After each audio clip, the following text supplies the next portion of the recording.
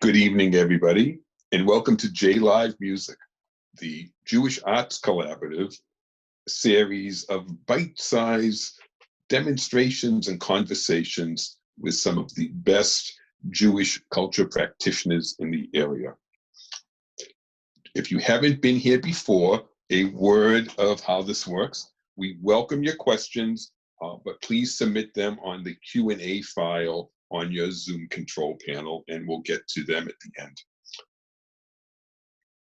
Tonight's a very special pleasure for me to honor and to talk with Hankus Netsky. I think it's easy for all of us in the Boston area, and especially in the Jewish community, to lose perspective on how important Hankus has been in the revival of Jewish culture. In 1980, the Klezmer Conservatory Band released Yiddish Renaissance.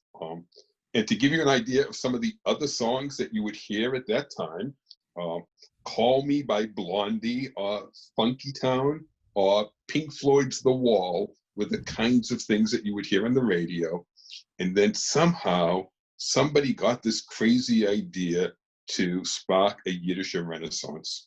Since then, Hankus has gone on to be the co-head of the Contemporary Improv Department at the New England Conservatory. He has played with a world-renowned roster of musicians ranging from Joel Gray to Theodore Bikel to Itzhak Perlman. And he has been an advocate both locally, nationally, and internationally in this tremendous Klezmer revival and Jewish culture revival that's taken place around the world. Probably wouldn't have happened if some guy didn't come up with a crazy record to do battle with Funky Town on the radio. So with that, it's an honor. We've known each other a while. This is the first time to really talk about some things. To welcome Hankus Netsky to JLive. I feel like I should play Funky Town. Yeah. I used to play it all the the Klezmer time. version of that would be great. So Hankus, I think my first question is, did you always want to be a musician? What was life like as little Hankus Netsky? Well, I think when I was probably 2 years old or 3 years old, just for fun, my grandfather shoved a baritone horn mouthpiece in my mouth and asked me to buzz into it just for everybody's amusement. It's like the story about the guy who wanted to be a Kohen, and he keeps giving money to the synagogue so that the rabbi will make him a Kohen, and finally the rabbi asks him why he wants to be a Kohen, which of course is based on patrilineal descent, and the guy says, well, my father was a Kohen, my grandfather was a Kohen, my great-grandfather was a Kohen. It's really, except this one's on my mother's side. So 4 uncles, my grandfather, and my great-grandfather were all Jewish musicians. My great-grandfather in the Yiddish theater in Limburg, then in Kishinev, and the rest of them all Jewish wedding musicians in Philadelphia. In fact, the first piece I played was a piece that they all would have known and they all would have played. So I always felt like, that was the thing you were supposed to do. I mean, every time I opened a drawer in my house, I would find another instrument. There would be like a clarinet or a saxophone, or they were just around, and I just assumed they were things that I was supposed to learn how to do, how to play. So, what instrument did you take lessons on first? First, probably, okay, I can remember my grandfather going, I am Mr. Middle C. Okay, so I still don't remember where Mr. Middle C is, obviously. But I remember taking some lessons on probably piano first, probably when I was 6 or 7, then saxophone by the time I was 7, then oboe in high school. Then I taught myself in accordion to march in a parade, and eventually clarinet, flute. Some cantor wanted me to play flute on something at a synagogue, so I learned flute. Stuff like that. And so being this multi-talented, multi-instrumentalist. Did you always imagine yourself in Jewish music?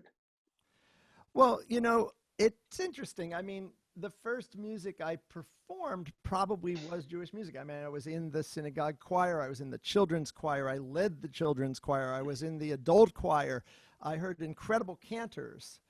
But there really wasn't anything that seemed like what I could do. I mean, I didn't have the kind of voice where I could become a cantor. And also the music at the synagogue was different than the music, say, that I was learning from my African-American friends in my neighborhood. They were teaching me jazz and gospel. I'd go to a Greek restaurant, I'd hear amazing kind of Greek music, really virtuosic. And the Jewish music always seemed to be almost like in a box. I just have to say, it felt like Jewish radio was more about ethnic identity than about music. It was about Jewish identity. So it didn't really matter whether it was good. It was nostalgia of some sort. So I processed it very differently. Even when I went and heard my uncle play, it seemed like something for the older generation. So, it really didn't get to me until I was probably about 19 years old, really old, and called up one of my great uncles and said, I hear you know something about real interesting Jewish music that you used over. Piece of that kind of quality Jewish music that really spoke to you? Well, what it was I was up there, and he had 78s, and he had all these 78s from the 1920s that my great grandfather had probably bought, and he played me Naftuli Brandwein, and Naftuli Brandwein was a clarinetist finally who seemed to be kind of on the level of someone like Lester Young or Billie Holiday, or it's strange. It really is funny. Because, as soon as I heard Brandwein, I knew there was a tradition that was as great as any other ethnic music tradition that was really artistic and something could happen with it. And I think that's what it is. It was like, I picked up my oboe, which was the main instrument I played at the time. And there was another guy at the conservatory, Barry Shapiro, local guy, and he was from a musical family, and we were playing gigs at the Chateau Garade. And if the Bostonians will understand, this is Andrew, catering by Andrew's grandfather, Morgan's father, who owned Cafe Shalom. It was Langley Country Club, and we'd go and entertain and play these Brandwein tunes at Hadassah functions. And this is before I formed my band, but that's what I did. I played the oboe, and I tried to play this like concert music. So I know our first song features you on oboe. Do you want to tell us about it? Well, yeah. So this is one of the songs from Naftuli Brandwein, and Brandwein was an incredible clarinetist from Austrian Galicia, and he was from a Hasidic family. He had this really in his blood. It was, Itzhak Perlman once in one of the movies met one of his relatives, and he said, "I feel like I'm meeting a relative of Beethoven." And that's there's sort of something to that. Brandwein was considered the guy who really brought this into to New York, and for our generation, then he was the guy we rediscovered in the 1970s as the Louis Armstrong of Klezmer. So let's hear the first song. And what's the song called? Okay, so we're going to hear Führen de Machatuna Mahim, which means escorting the in-laws home. So it's a melody that Brandwein might have played in the streets when at the end of the wedding. And the nice thing about this is that at my own wedding, we use this as a processional, played by Eileen Stahl. And at my daughter's wedding just last summer, we also use this as the processional when we march down the aisle. So this is Führen de Machatuna Mahim, escorting the in-laws.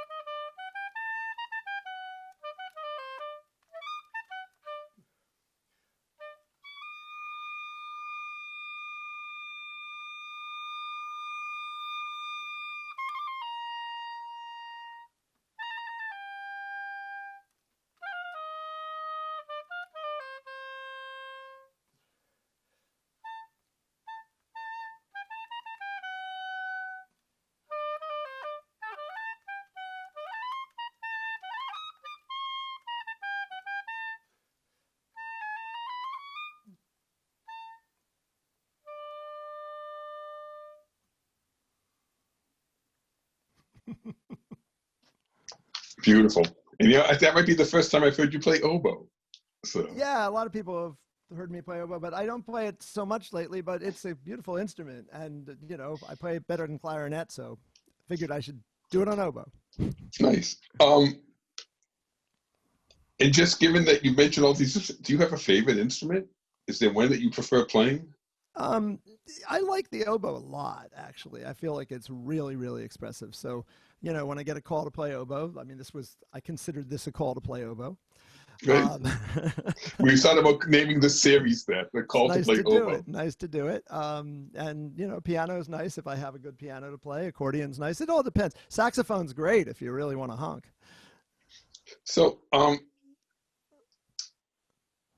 I'm curious. So, given the extent of your knowledge, one of the things that I'm really surprised about is because I didn't know anything about this till 10 years ago, is I continue to be amazed at the relevance of some of these older Yiddish songs, and that it might have been written 100 years ago, but it could sound like it was written yesterday, and the message of it is like it's yesterday. There, in that context, are there songs that you particularly think are relevant to today? Well, I think the entire genre of Yiddish theater is completely relevant to today. It's just that it was completely ignored. So it's completely fresh because nobody knows it. I mean, they know the 5 songs that everybody, played at synagogues or something like that, but they don't really know the other 3,000. And it's really like a Jewish version of the Great American Songbook in a sense. I mean, it's the real thing. I mean, you're not going to want to hear gospel music by somebody who never went to church. So why does everybody make a big deal about Jewish Broadway composers who never set foot in a synagogue? It just bewilders me. There's absolutely, in many cases, no relation to what they do to Jewish music. And I'm not so interested in just that they're Jewish. I'm interested in Jewish music, as I said.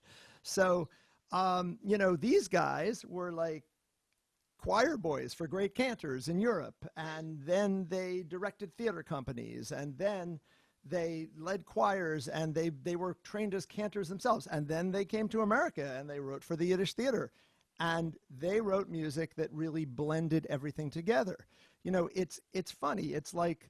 I think about, the relation of this to like scholarship and Jewish education.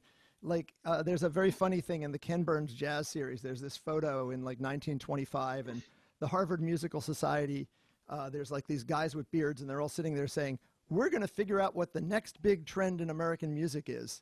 And meanwhile, like Louis Armstrong is playing in, in New Orleans, and these guys have no idea, that this is really going to be a thing. So it took them probably 30 years for scholars to start looking at Louis Armstrong. For the Jews, it took more like 50 or 60 years.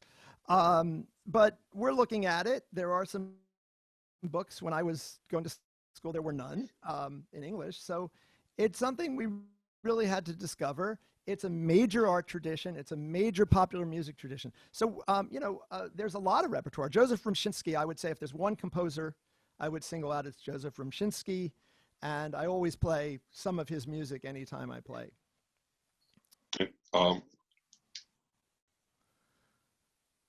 Did Yiddish theater, what was the relationship between Yiddish theater in New York and Broadway in New York? Were musicians cross-playing? I would say the relationship was about 6 miles. They don't have all that much to do with each other, but every now and then there was a composer who went from Yiddish theater to Broadway, and they weren't very successful in most cases. I mean, some of the guys who wrote for the Yiddish theater really tried to make that. They tried to cross over. Probably the Broadway composer who I hear the most Jewish music in his, it seemed like he had a lot of Jewish records on would be Leonard Bernstein. There you can really hear he actually stole, like Something's Coming is literally, a steal from a Moshe Oisher song, a lot of it. You could tell this guy actually, had that stuff around the house. And the fact that his father didn't want him to be a klezmer probably really helped. So let's talk about, let's hear another song. Tell me about the second song. I'm gonna play a piece by Rumshinsky, and one of the nice things is that, it's something that a Jewish musician from Europe taught me a long time ago, is that Jewish music has to ask the question. You can tell it's Jewish music if it asks the question why. And I've always kind of had that in my mind as something like, that's really interesting. It's part of the genetic code. That's really what it is. It has to ask the question why. So I was looking for a Rumshinsky piece that really asks that question. And I found this one, which is, a lot of these tunes, they're sad love songs. A lot of them are sad love songs. And a sad love song is always going to ask why.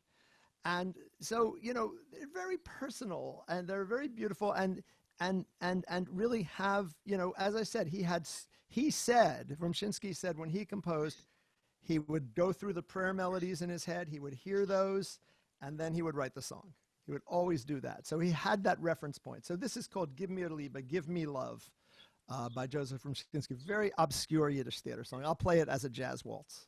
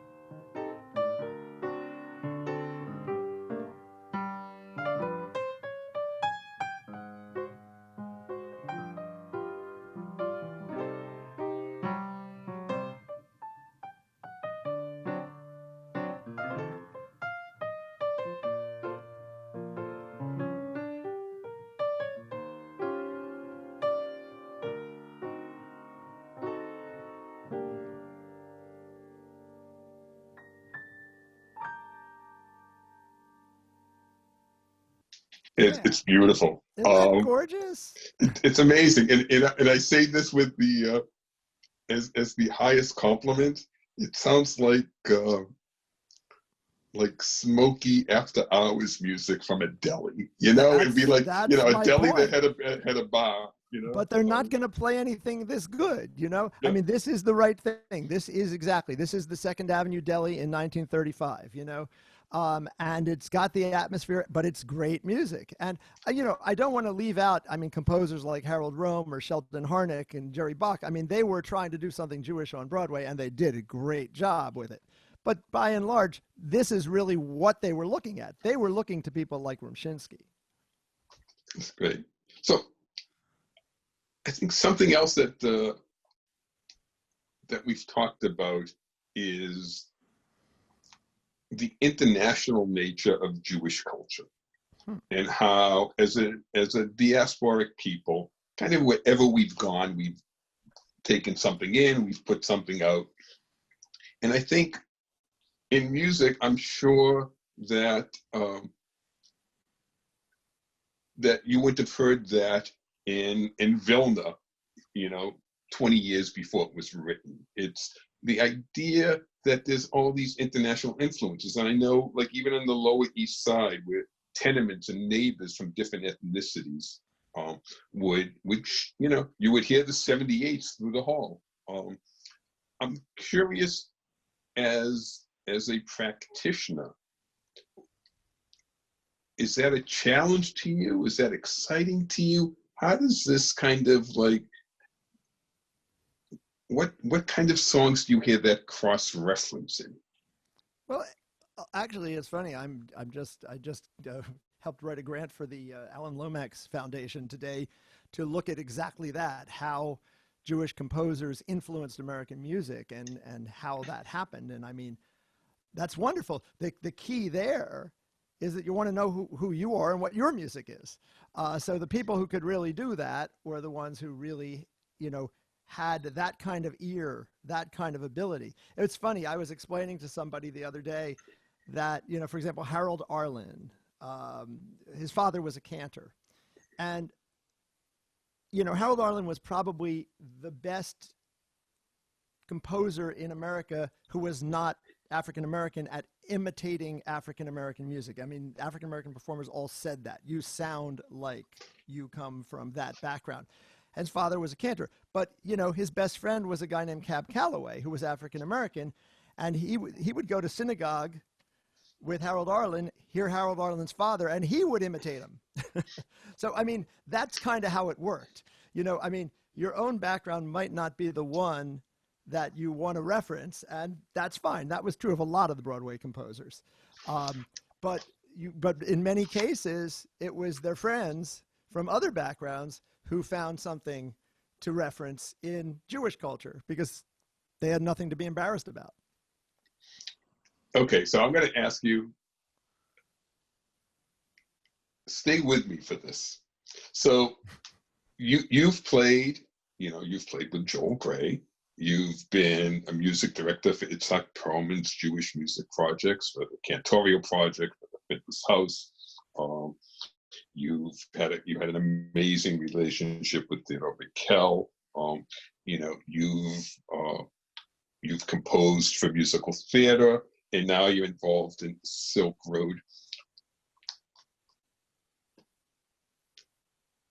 In your heart of hearts, like with Silk Road, do you know when you're playing something that's really rooted Jewishly that nobody else in the audience might know?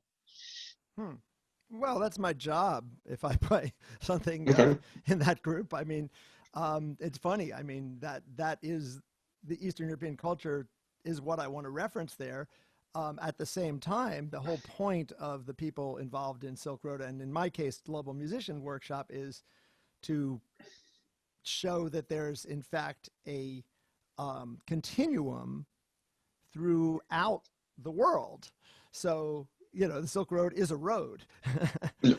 So at some point you're in China, but maybe you're in Uyghurstan, which might as well be Turkey, and that's part of China. Or you're moving east, or you're moving west. You might move east to someplace like Cambodia or something, or you might move west and you'll move, to Iran, and then you'll move through there, and you have Persian music, and then you see how that influences Turkish music. And Turkish music is basically the root of all of our Eastern European Jewish music, but we give it that, that different kind of feeling to it, which is the essence of what Jewish gesture and Jewish sound is. So, I mean, it's all a continuum, and I think the whole point of that kind of group is to show that it's all a continuum. So,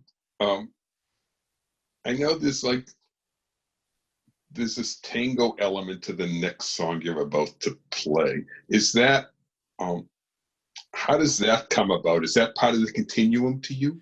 I think it's part of the continuum. I mean, tangos, of course, originate in Argentina, but a lot of the composers that start them are people from Europe, some of them from Eastern Europe. Tango goes from Argentina even in the 1920s to places like Poland and Russia.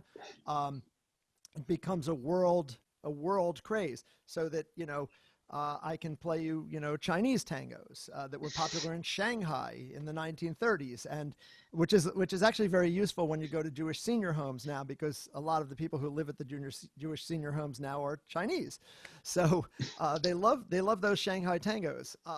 It's great. It's so funny. Oh yeah. Oh no, absolutely. And so tango is and it's usually sad, and it's usually modal. It's usually, some of them are. The European tangos are very sad. The Yiddish theater tangos are very sad. The Argentinian tangos, a lot of them are in major keys. They sound more Spanish. But tango also has an amalgam in terms of Turkish dance and Greek dance and Jewish dance. Then, so it's, a debka is not so far from a tango. So tell us about the next song. Oh, so I'm going to play a tango. Okay. Who's it by, and what's the title? And this is Gib mir up mein Hart zurück, Give Me Back My Heart. So this is another one, my family, they would play this.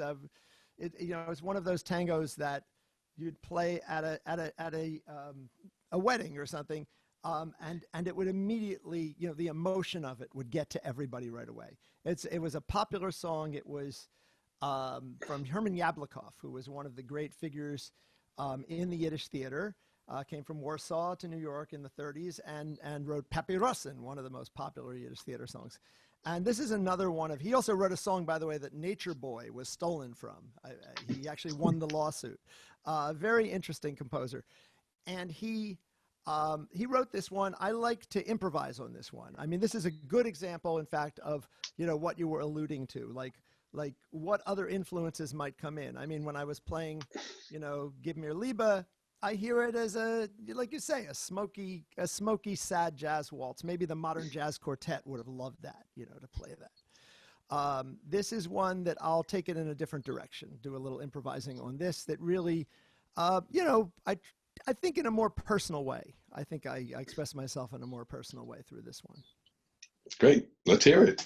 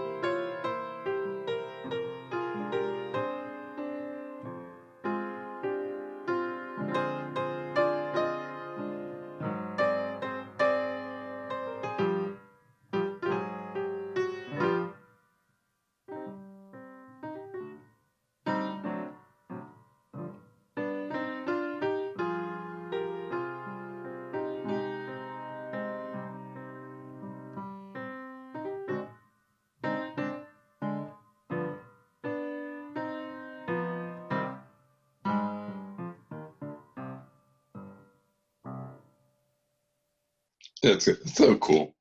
Um, we've talked a lot about the past. I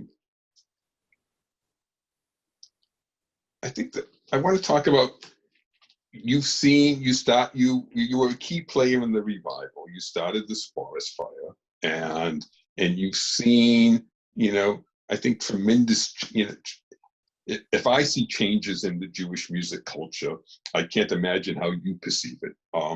And I'm curious, like, where do you see Jewish culture going? Where do how do we draw the line between cherishing the treasures of the past while still moving things forward? Where do you go with that? Well, the past is the wellspring. If you don't know your past, you don't have anything to draw from. So, I mean, Ornette Coleman came along in jazz, right, in the 1960s with the new thing. What was the new thing? Everybody had been ignoring it for 100 years. And he put that back in his playing. He took away the chords that were obvious, and he played freely.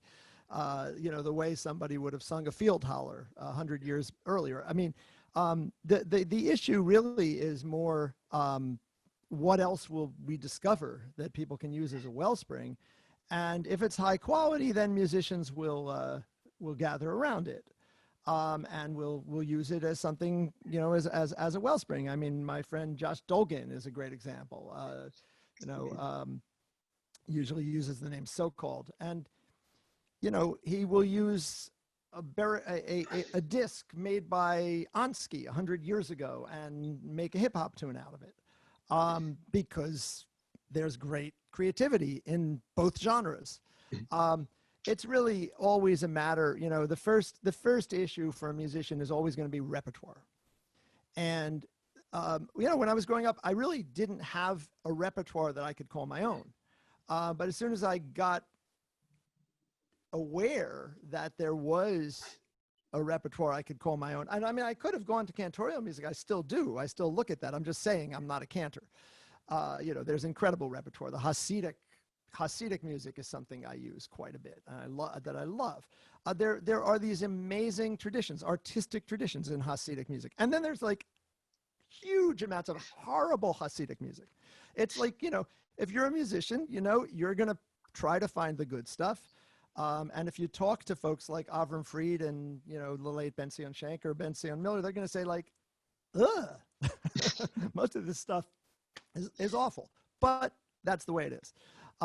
You find the good stuff, in whatever genre you can find, and you use it as your your place to inspire your own creativity. But you have to have some repertoire. You have to learn it. You have to make it yours. And that's how it works.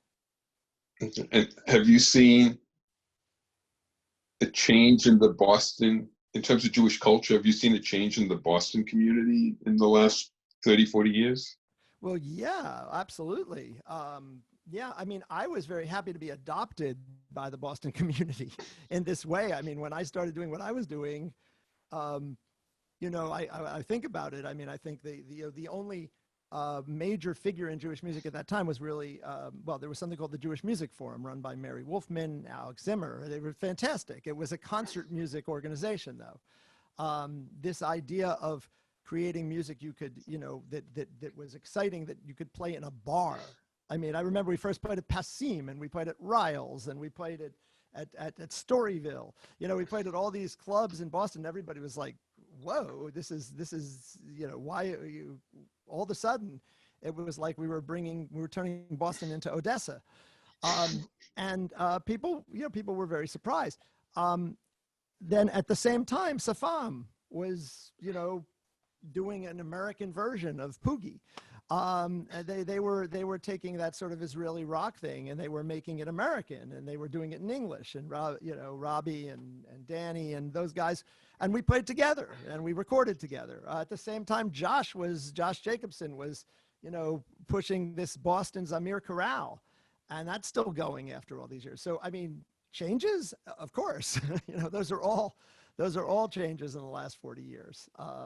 Zamir is a little bit older.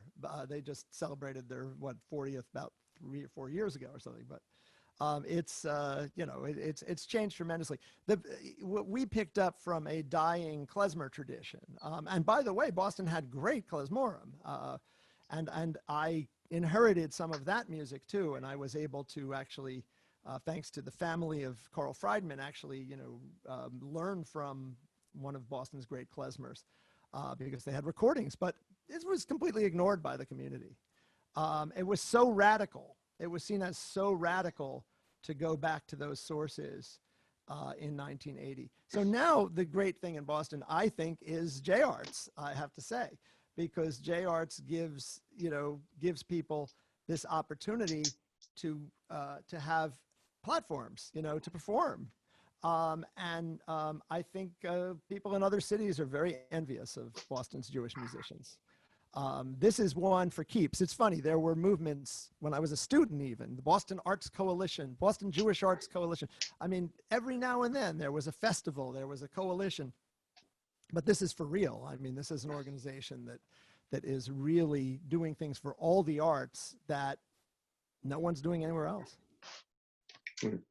So tell us about the last song, and before we play the song, I just want to remind people we will have time for a couple questions. If you have them, enter them in the Q&A file, please. Beautiful.